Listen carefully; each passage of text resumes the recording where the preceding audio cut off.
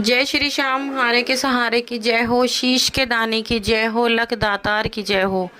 दोस्तों, उम्मीद करती हूँ श्याम बाबा के आशीर्वाद से, श्याम बाबा की कृपा से आप और आपका परिवार कुशल मंगल होगा और श्याम बाबा की कृपा हमेशा अपने भक्तों पर ऐसे ही बनी रहे।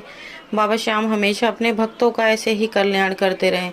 दोस्तों, जो भी लोग नए हमारे वीडियोस को देख रहे हैं, हमारे चैनल से जुड़ रहे हैं, प्लीज़ वो सबसे पहले हमारे चैनल को सब्सक्राइब कर बेल आइकन को ज़रूर प्रेस कर ले, क्योंकि हम अपने चैनल पर लेकर आते हैं श्याम बाबा से जुड़ी जानकारियां, श्याम बाबा के सत्य चमत्कार और बाबा श्याम के सत्य अनुभव, जो हम आप सभी लोगों के साथ शेयर करते हैं। और आप भी हमारे वीडियोस को ज़्यादा से ज़्यादा शेयर कीजिए, ताकि और भी लोग बाबा श्याम से जुड़ सकें, श्याम बाबा की कृपा पा सकें। तो चलिए दोस्तों, ज़्यादा देरी ना करते हुए वीडियो को शुरू करते हैं। वीडियो शुरू करने से पहले सभी भक्तों को जय श्री श्याम। तो दोस्तों, आज की जो हमारी कहानी है वो दो ऐसे दोस्तों की है जिसे सुनकर आपकी आंखों में आंसू आ जाएंगे और आपका दिमाग हिल जाएगा।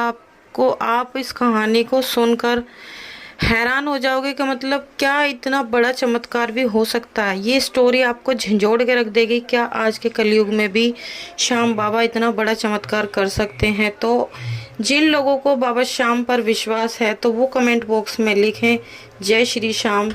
और दोस्तों, मेरा यही कहना है कि जो भी लोग बाबा पर विश्वास करते हैं उसका काम 101% बनना तय है। आप एक बार बाबा के ऊपर अपने आप को पूरी तरह छोड़ दें, बाबा को सौंप दें, अपने आप को समर्पित कर दें बाबा के चरणों में और सब कुछ बाबा पर छोड़ दें, और फिर देखें चमत्कार आपकी ज़िंदगी में कैसे कैसे चमत्कार होते हैं। आप खुद हैरान होगे कि श्याम बाबा आपकी ज़िंदगी में इतने बड़े बड़े चमत्कार कैसे कर रहे हैं। वो हारे के सहारे हैं, वो शीश के दानी हैं। वो जब अपना शीश दान दे सकते हैं तो वो अपने भक्तों के लिए क्या नहीं कर सकते। दोस्तों, आज के कलयुग में वो अपने हर भक्त का सहारा बने हैं। जो भी इंसान एक बार हार के उनके चरणों में चला जाता है वो उसका सहारा ज़रूर बनते हैं। तो चलिए, ज़्यादा देरी ना करते हुए वीडियो को शुरू करते हैं। जो आज की कहानी है वो दिल्ली के रहने वाले विशाल और अनुज की कहानी है, जो कि बहुत ही गहरे मित्र हैं, बचपन के दोस्त हैं।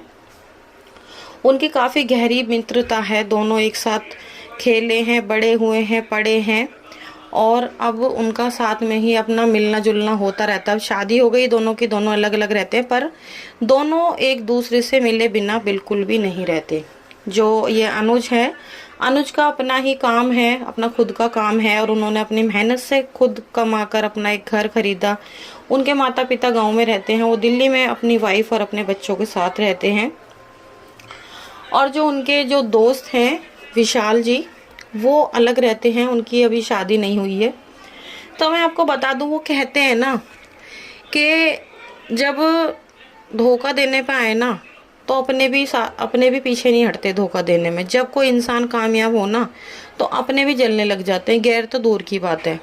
अब वो जो विशाल जी हैं वो अनुज के बहुत ही ज़्यादा अच्छे पक्के वाले दोस्त हैं। अब अनुज को विशाल पर पूरा विश्वास था। वो उनको अपने सगे भाई से भी बढ़कर मानते थे। उनको लगता था कि भाई ये मेरे सगे भाई से भी बढ़ के है, मेरे लिए बस खून का रिश्ता नहीं है, बाकी दिल का रिश्ता है, और उन पर आंखें बंद करके विश्वास करते थे।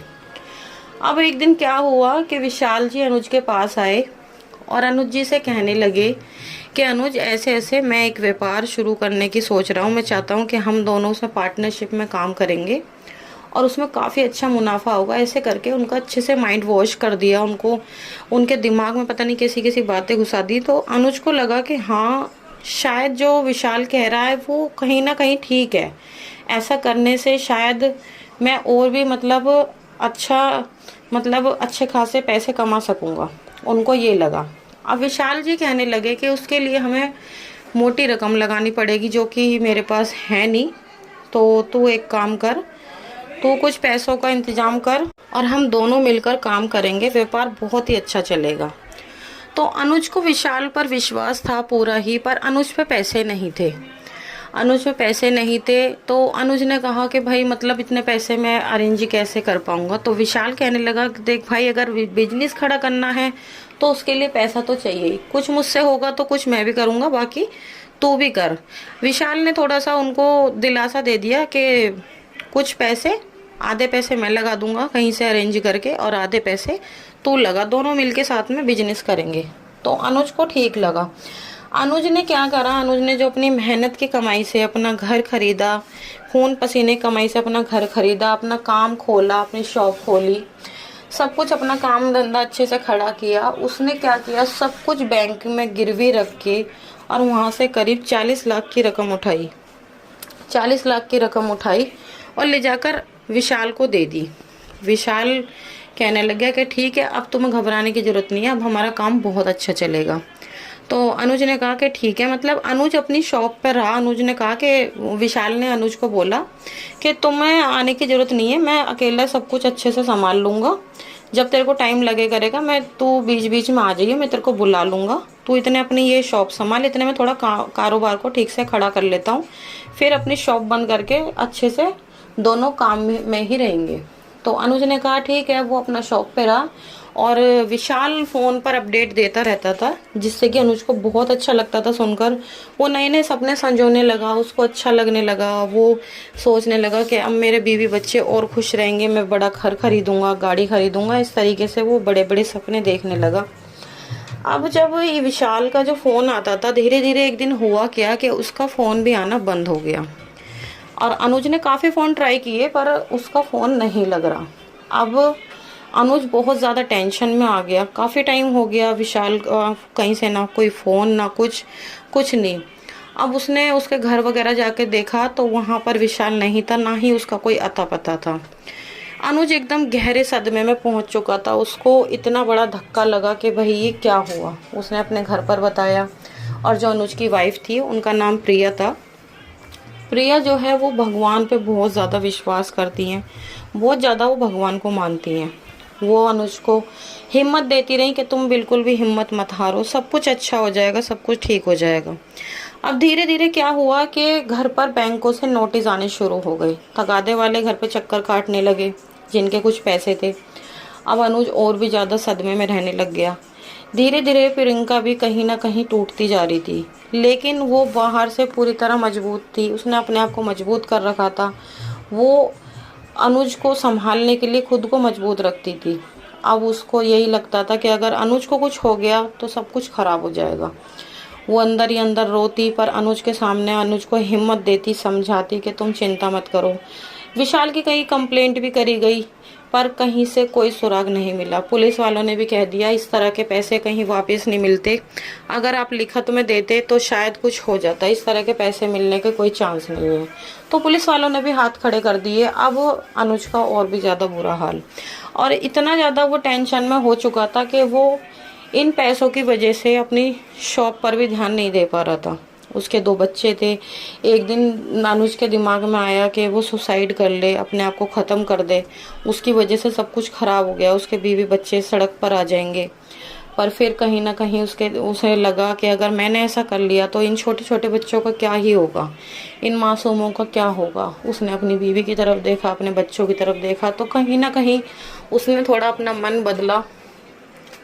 पर जहाँ उसकी अनुज की हिम्मत टूट चुकी थी, वहाँ प्रिया उनकी चट्टान की तरह एक ढाल बनकर उनके साथ खड़ी हुई थी।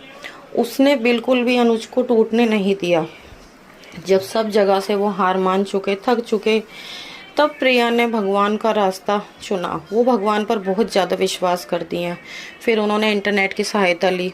इंटरनेट पर वो अलग अलग तरह के वीडियोस देखने लगी, मोटिवेट होती थी, उससे देखने लगी कहीं ना कहीं से शायद कुछ हो जाए, कहीं से कुछ मिल जाए। तो उनके सामने एक दिन कन्हैया मित्तल की रील आ गई, जिसमें कन्हैया मित्तल ने कहा कि श्याम बाबा हारे का सहारा है, श्याम बाबा के पास अर्जी लगाओ, 3 इत्र की शीशियाँ ले जाओ, 2 श्याम बाबा को चढ़ा दो और 1 इत्र की शीशी अपनी मन्नत बोलकर बाबा को बोलिए कि बाबा ये शीशी मैं जब चढ़ाऊंगी या जब चढ़ाऊंगा जब मेरी मन्नत पूरी हो जाएगी। तो कहीं ना कहीं प्रिया को काफ़ी हिम्मत मिली। प्रिया ने अनुज को बताया, अनुज को भी थोड़ा सुनकर अच्छा लगा, उसे लगा कि शायद कुछ हो सकता है, शायद। तो प्रिया रोज की अपना नहा धोकर स्वच्छ वस्त्र पहनकर अच्छे से बाबा श्याम की रोज पूजा करने लगी। वो श्याम बाबा के मंदिर में जाती, उनके घर के पास ही मंदिर है जहाँ पर श्याम बाबा भी स्थापित है। वहाँ घंटों बैठ के बाबा के सामने रोती, सच्चे दिल से बाबा से प्रार्थना करती। महीनों बीत गए, 3 महीने बीत गए, 4 महीने बीत गए, पर कहीं से कोई फर्क नहीं पड़ रहा। बैंक से नोटिस पे नोटिस आए जा रहे थे। अनुज और भी ज्यादा टूट चुका था। अब उसे लग रहा था कि अब कुछ नहीं होगा, लेकिन प्रिया ने फिर अनुज को वो वाली बात बताई, इत्र वाली, कि ऐसे ऐसे मैंने एक रील देखी थी, अब मुझे लगता है खाटू श्याम जाना ही होगा। तो उन्होंने कहीं ना कहीं से पैसे अरेंज किए और प्रिया खाटू श्याम दरबार पहुंच गई। 3 इत्र की शीशियां लेकर गई और बाबा को देखते ही वो फूट फूट कर पहले तो रोने लगी। उसकी आंखों से आंसू ही नहीं रुके, वो बहुत ज्यादा रोने लगी। फिर उसने 2 शीशी श्याम बाबा को अर्पित करी और 1 शीशी बाबा को दिखाकर कहने लगी कि बाबा, मेरे अनुज को इस कर्जे से मुक्त कर दीजिए। हमारी जिंदगी पूरी तरह जंजाल बन चुकी है, हमें इस नर्क से निकाल दीजिए, हमें कर्ज से छुटकारा दिला दीजिए। इस तरह से बोलकर वो बाबा से विदा लेकर अपने घर आ गई। करीब 15 से 20 दिन बीते थे। अनुज के फोन पर एक अनजान नंबर से कॉल आती है और वो बताते हैं अपने आप को कि मैं पुलिस वाला हूँ। एक अनजान शहर से फोन आता है और वो कहते हैं, क्या तुम अनुज बोल रहे हो? तो पहले तो अनुज बहुत ज़्यादा हैरान, फिर वो कहते हैं कि हाँ। क्या तुम्हारा कोई विशाल नाम के लड़के से संबंध है? तो अनुज एकदम और ज़्यादा चौंक गया। फिर वो कहने लग गया, हाँ वो मेरा दोस्त है। तो पुलिस वाले कहने लगे, क्या तुमने उसे 40 लाख रुपए दिए थे? तो विशाल ने फिर सारी बात बताई।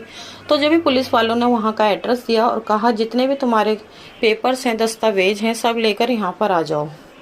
तभी अनुज बहुत ज़्यादा हैरान, वो दौड़ा दौड़ा गया, उसने प्रिया को सारी बात बताई। प्रिया के मुंह से और कुछ भी नहीं निकला। प्रिया के मुंह से बस यही निकला कि ये सिर्फ और सिर्फ मेरे श्याम बाबा का चमत्कार है। दोनों वहाँ से निकल पड़े और वहाँ पर पहुँचे और वहाँ जाकर देखा तो वो वाकई ही पुलिस वाला था। जाकर देखा तो विशाल पुलिस वालों की गिरफ्त में था।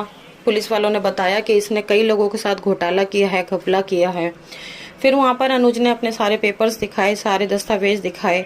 थोड़ा वक्त लगा, वहाँ पर पता लगा कि विशाल ने अनुज के 40 लाख रुपए हड़पे हैं, जो कि वहाँ से बरामद हुए विशाल के पास से, और वो 40 लाख रुपए अनुज को मिल गए।